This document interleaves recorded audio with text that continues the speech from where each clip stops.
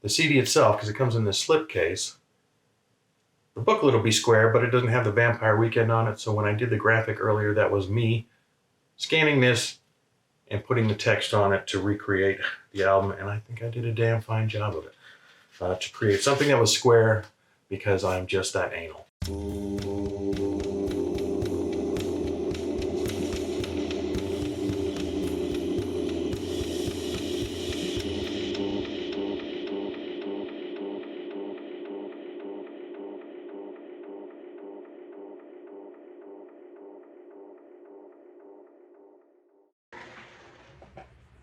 Hey VC, Plastic Eric here, Plastic Soundwave Cole, here for finally a nice hot day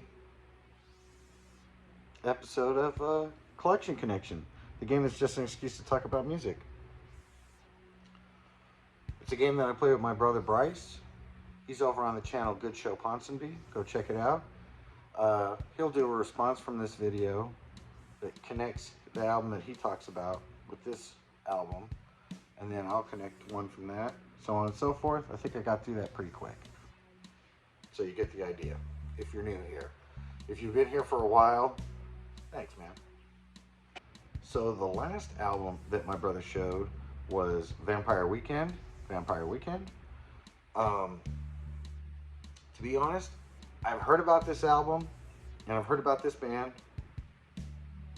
I don't believe I really heard any of their older songs, or any of their songs really. So I started doing the research on it first, and seeing all the accolades that it got, and then I listened to the album.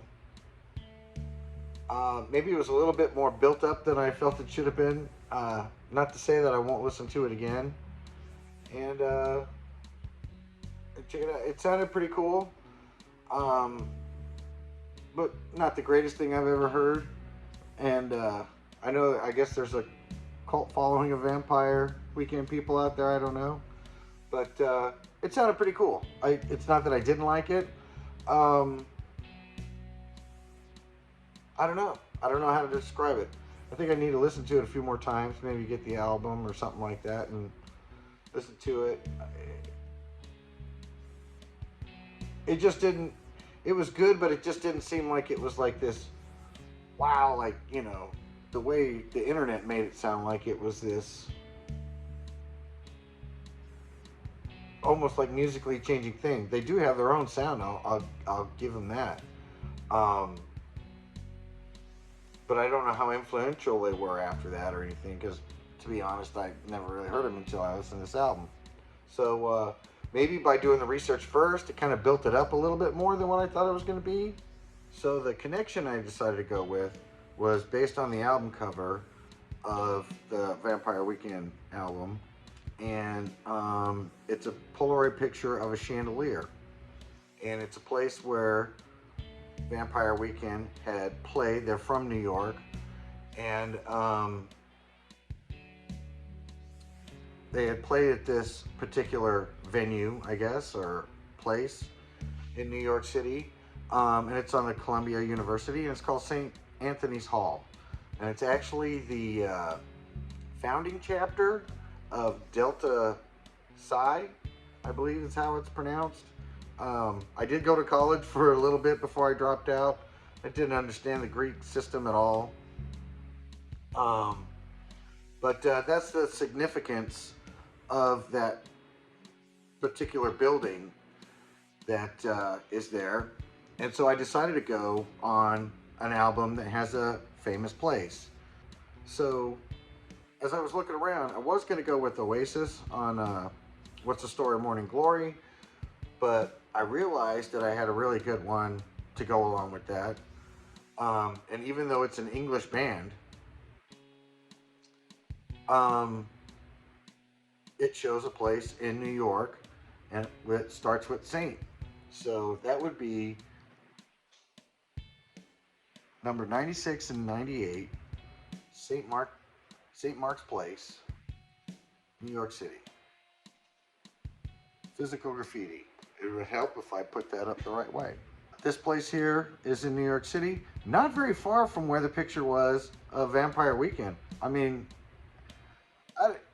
I've never been to New York, so I don't get a sense of scale in it. But it looks like this is in the East Village, and then Columbia University looks like it's just a few miles up the street. And so I don't know if this exactly made this building famous or not. But what's interesting is that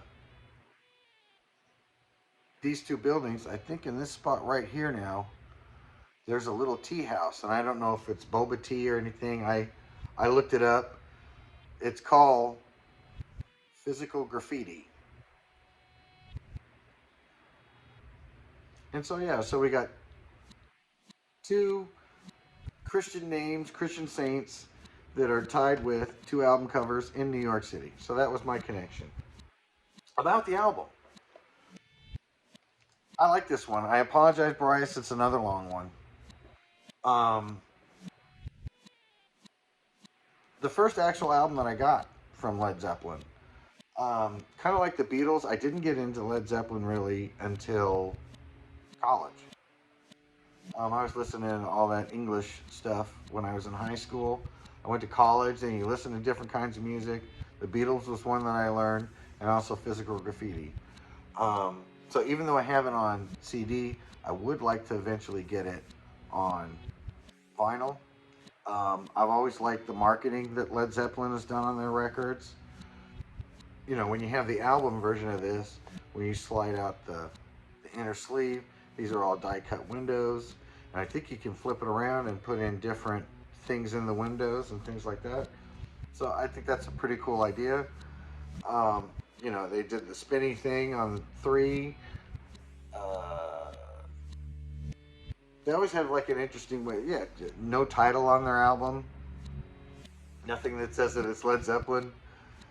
And so Led Zeppelin were always pretty good at the marketing of their albums. And the songs I love on here are like Custard Pie, The Rover. Okay, I'm starting to hit my time here. Houses of the Holy, which is weird because it's not on Houses of the Holy. Kashmir's famous song, Brun Your R I Love, In the Light. In the Light is such a good song. I think that's what made me buy this album, was I put that song on, and it's a really good, how should I call it, stoner song. So if you ever get a chance and you haven't heard Physical Graffiti, which is, you know, totally possible. I hadn't listened to Vampire Weekend ever, so now I have. I think I like them, but you know, I haven't caught up to the hype yet. That's what it is. So with that, it's not just about hype, and it's not just about the music. It's also about all this other shit. So until next time, have a good one. If you like this kind of content, peachy. Catch you later. Bye.